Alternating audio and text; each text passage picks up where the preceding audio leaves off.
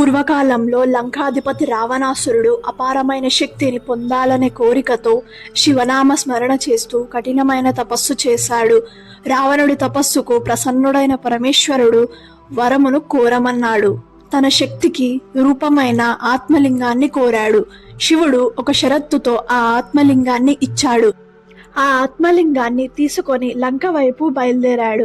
రావణుడి దగ్గరే ఆ ఆత్మలింగం ఉంటే అతను అజేయుడవుతాడు అని భయపడ్డ దేవతలు విష్ణుమూర్తి, బ్రహ్మదేవుడు, వినాయకుడి దగ్గరికి వెళ్లారు.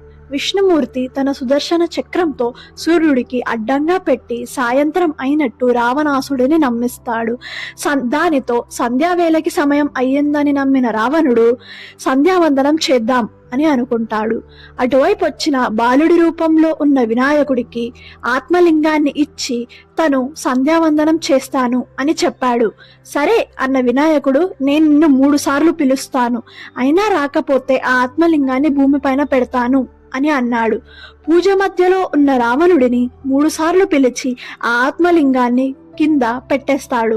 అక్కడికొచ్చిన రావణుడు ఆ ఆత్మలింగాన్ని ఎంత లేపడానికి ప్రయత్నించినా లేపలేకపోతాడు.